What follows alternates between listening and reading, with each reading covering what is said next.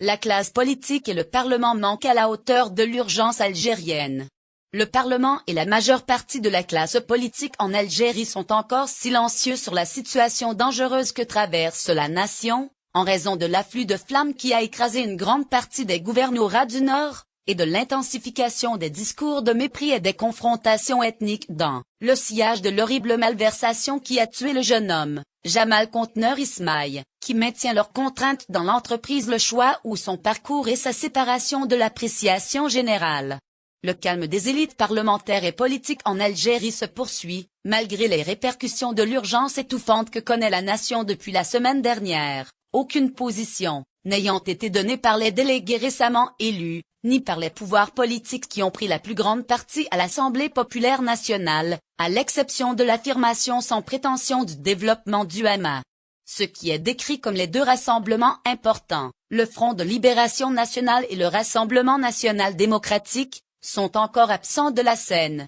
dans le cas où l'Assemblée nationale, la chambre suivante, se contenterait de donner une articulation dans laquelle elle adulait les actions prises par les organisations étatiques pour contenir les impacts des flammes qui se sont produites dans quelques États de la nation et pour protéger les vies et les propriétés des résidents. Les personnes nommées encadrant les deux chambres sont encore en congé annuel loin de la tournure rapide des événements et des occasions dans le pays. De campagne. Le Conseil n'a communiqué aucune position ni aucune remarque sur le désarroi suscité par les conditions de la calamité et son déroulement, en particulier en ce qui concerne le travail des organisations étatiques dans la surveillance des situations d'urgence et des catastrophes, et les capacités restreintes et les moyens essentiels dans de telles circonstances, et les indications de dérapage social et de confrontation ethnique qui ont suivi, après les actes répréhensibles. L'horrible assassinat du volontaire Jamal Ben Ismaïl dans la ville de Natsiraten, dans la région de Tizi Ouzou. En dehors de cela,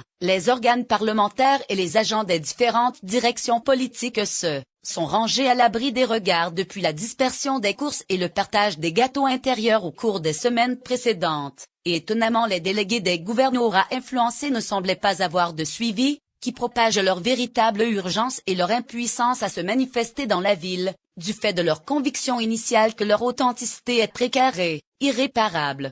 Malgré l'accord général de la nation pour critiquer beaucoup ce à quoi il est présenté, des rassemblements importants, par exemple, le Front de Libération Nationale, le Rassemblement National Démocratique et le Mouvement pour une Société pour la Paix, qui détiennent la majeure partie de la Chambre principale, et par la suite différents pouvoirs comme le Front du Futur et le National Building Movement, même ceux qui ont l'habitude d'être disponibles sur la scène médiatique, hésitent encore à communiquer sa position, notamment quant à la déception enregistrée par les fondations d'autorité face à la circonstance. Il semble que la classe politique soit encore sous le choc de l'urgence de l'authenticité, et n'ait pas encore osé essayer de réparer le trou profond entre elle et la route, et par conséquent se tient à l'écart de la qualité notable en envisageant de rembourser le courage dominant sans contrainte. Pour le travail du gouvernement et des organisations politiques et de la société commune liées au contrôle. Sur le terrain, il semblerait que la centralisation de l'urgence dans le quartier de Kabylie, et les répercussions du terrible épisode meurtrier, ait contraint les rassemblements subsidiaires avec les clans à mettre fin à leur calme et à chevaucher le flot de la route furieuse, pour sauvegarder leur image parmi la route voisine et leur ennemi du système de croyances politiques tyranniques. Le Front des forces socialistes, qui a boycotté les dernières courses administratives, s'est empressé de critiquer ce qu'il a appelé la manifestation primitive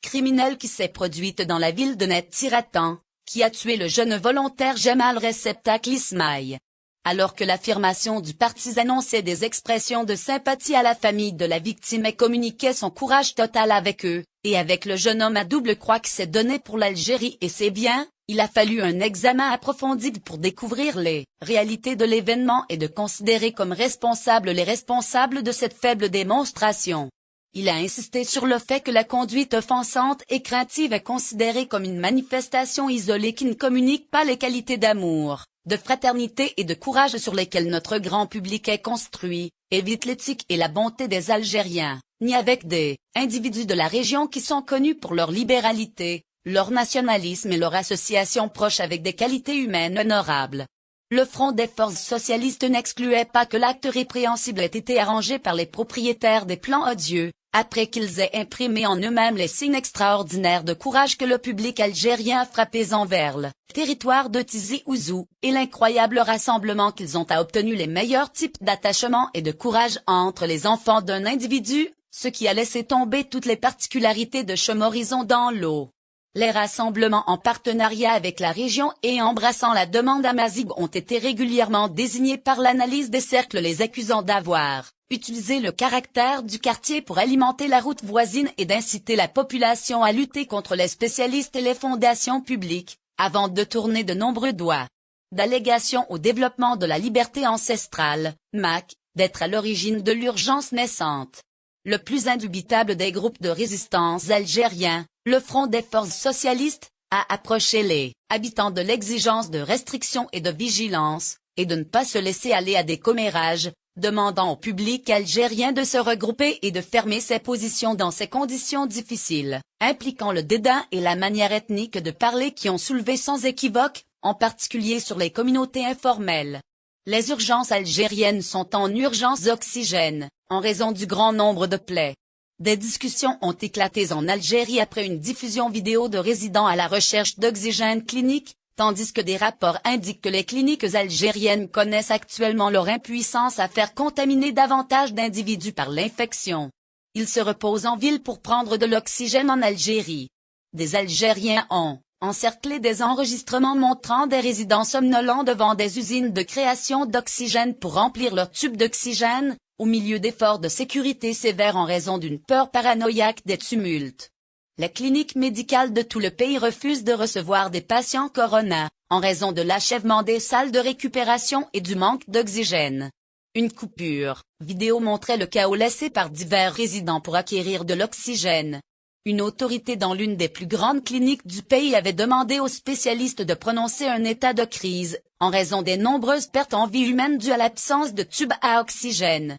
Auparavant, le président algérien Abdelmadjid Tebboune a demandé l'envoi d'une importante activité pour faire face et restaurer les bureaux d'approvisionnement en oxygène et les gadgets dans les établissements cliniques. Tebboune a également demandé la sécurisation rapide d'unités de production d'oxygène polyvalentes pour aider les grandes cliniques d'urgence. Depuis les 7 premiers jours de ce mois, l'Algérie a connu une énorme propagation de l'infection Delta, avec un taux de 71% des infections. L'Institut Pasteur prévoyait que son taux de fréquentation atteindrait plus de 90% dans les semaines à venir. La situation épidémiologique en Algérie se dégrade. Les cliniques sont pleines et manquent d'oxygène. Groupe de personnes coronavirus. La situation épidémiologique en Algérie s'aggrave. Les hôpitaux sont pleins et manquent d'oxygène. Coronavirus. Les spécialistes tentent d'étendre les activités de vaccination dans les mosquées et les espaces publics. La situation épidémiologique en Algérie a commencé à devenir plus ahurissante et à s'effondrer, après une augmentation record des taux de contamination par l'infection corona, et un manque intense d'oxygène, alors que les cliniques sont confrontées à une urgence extrême dans cette substance indispensable,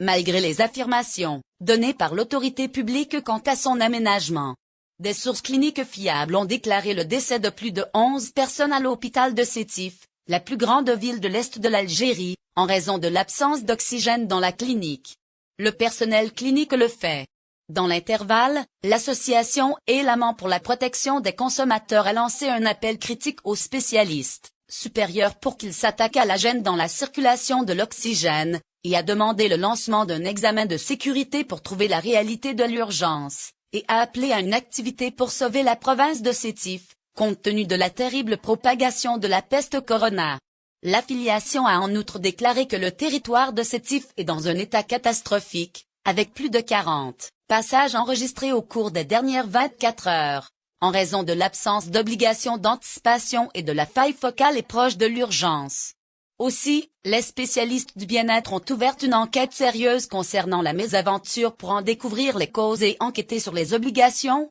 d'autant plus que le ministre de la Santé, Abdelrahman Réceptacle Bouzid, avait demandé 2 jours auparavant aux autorités des cliniques et centres de bien-être de jouer la sécurité et éviter les risques potentiels vis-à-vis de l'arrangement de l'oxygène, car l'Algérie connaît depuis assez longtemps une urgence dans cette substance. Dans un cadre similaire, les cliniques ont envoyé des appels contre la douleur et ont demandé à tout le personnel clinique aux harceleurs de bien-être et aux doublures de l'organisation clinique de les accompagner pour les aider à défier l'urgence de la peste et à s'occuper des patients. L'organisation de l'hôpital Al-Shatia de Chley, dans l'ouest du pays, a en outre coordonné un appel au personnel clinique démissionnaire de l'espace bien-être et aux anciens élèves des écoles paramédicales privées, à rejoindre la division COVID-19 pour aider à la structure de contribution philanthropique, pour prévenir la rupture du cadre du bien-être en raison de l'énorme propagation de la maladie. Dans la région de Tlemcen,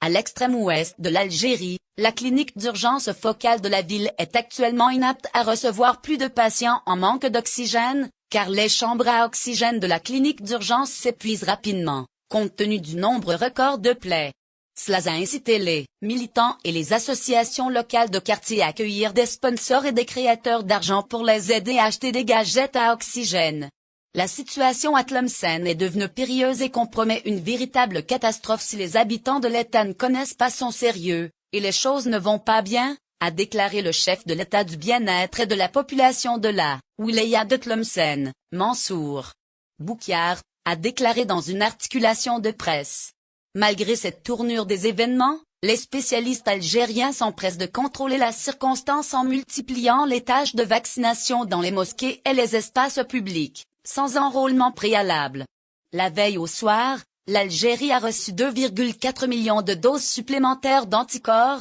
qui ont été administrées de Chine à bord d'un véhicule-avion ayant une place dans les forces aériennes militaires. Cet envoi sera suivi de différents envois de vaccins au cours des quelques jours suivants. Dans cette situation unique, l'Algérie met en place des pistes d'action pour la création de l'anticorps chinois Sinovac en Algérie, qui devrait débuter en septembre prochain. Récemment, vendredi, une mission de spécialistes chinois s'est présentée en Algérie pour enquêter sur l'équipement nécessaire à la création du compteur de vaccination Covid-19, dans une usine de fabrication filiale avec la société d'État Cédal, dans la région de Constantine, à l'est de l'Algérie. Une déclaration du ministère de l'Industrie pharmaceutique a exprimé que la nomination donnera une aptitude spécialisée au niveau de l'unité de création. Delta Mutator étouffe l'Algérie. Qui plus est, une revisite de la pierre serrée. L'Algérie a choisi de fixer des stratégies d'isolement à domicile, compte tenu de la désintégration de la situation épidémiologique la semaine précédente, et du passage à l'urgence en oxygène au niveau des cliniques du pays. Le choix de rentrer chez soi isolé est venu de 20h à 6h du matin, à la demande du président Abdelmadjid Tebboune, lors de la réunion du bureau qui s'est tenue dimanche. À partir de la séquence principale de 7 jours de ce mois en cours, l'Algérie a connu une énorme propagation de l'infection Delta, avec un rythme de 71% parmi les infections. L'Institut Pasteur anticipait que son taux d'omniprésence atteindrait plus de 90% dans les semaines à venir. L'urgence oxygène et les choix de base sont normaux là encore. Les cliniques médicales algériennes sont confrontées à une urgence dans l'acquisition de bouteilles d'oxygène pour les patients Covid-19. Face à la circonstance actuelle, le ministre de la Santé, Abderrahmane Ben Bouzid, a exigé la nécessité de se rassembler et d'être vigilant pour donner de l'oxygène et fixer le commandement sur les gadgets range cette substance. Au cours des dernières 24 heures, l'Algérie a enregistré une vingtaine de décès dus à l'infection, avec 761 patients se rétablissant au cours d'une période similaire, tandis que 46 cas sont sérieusement envisagés. Même si ces chiffres semblent faibles en contraste avec de nombreux pays qui ont enregistré d'énormes quantités de blessures et de décès, le fouillis des atouts humains et cliniques est ce qui incite les spécialistes en Algérie à sonner la prudence, avec le développement d'indices d'entrée dans le pays en une troisième vague difficile à contrôler. Malgré cette scène compliquée, des voix de spécialistes et d'habitants se sont élevées pour demander à la nation de forcer une pierre absolue avec l'annonce d'une situation hautement sensible depuis environ 14 jours. Le responsable du syndicat national des professeurs et chercheurs universitaires, le professeur Aïd Belhadj, a qualifié la situation épidémiologique en Algérie de désastreuse, soulignant la nécessité de se prononcer sur une situation hautement sensible en raison de l'échec des cliniques en Algérie à contenir la circonstance. En ce qui le concerne, le professeur Buka Barakati a souligné que l'affaiblissement de la situation de bien-être de cette manière est un gros problème auquel la nation est confrontée compte tenu d'une situation financière difficile. L'urgence est identifiée à l'administration globale des cliniques, qui ont ressenti une sorte de consolation les mois précédents avec la diminution du nombre de plaies et la facilitation des techniques d'isolement. Bacchus est concentré sur le fait que l'intérêt accru pour l'oxygène reflète la complexité des cas d'individus contaminés, qu'ils soient à l'intérieur ou à l'extérieur des cliniques, et a déclaré « Nous sommes confrontés à une troisième vague extrêmement sauvage, avec la propagation de divers types d'infections que nous n'avons aucune idée de comment gérer, rapidement. » De plus, les pages des destinations de communication interpersonnelle longue portées en Algérie se sont transformées en un hall de services funéraires, qui déclare à chaque instant un autre décès d'un individu contaminé par corona. Peut-être que la nouvelle la plus évidente qui a stupéfié les Algériens a été la déclaration du décès du célèbre chroniqueur Karim Bousalem, 49 ans, en raison de son problème physique, et il a lutté contre l'infection pendant 7 jours à l'hôpital de Tizi-Ouzou. Bousalem est probablement le modérateur de nouvelles le plus visible à la télévision d'État, et l'information sur son décès est venue comme un coup de tonnerre pour les gens en général et les fidèles. À l'inverse, les spécialistes algériens aimaient prendre des choix sévères pour s'attaquer à la peste, comme ils choisissaient de fermer de nombreux bords de mer et lieux de manifestations sociales, tout en changeant la circonstance de la pierre de nuit comme réponse à l'urgence. Depuis le début de l'urgence, l'Algérie a contrôlé 158 213 cas confirmés,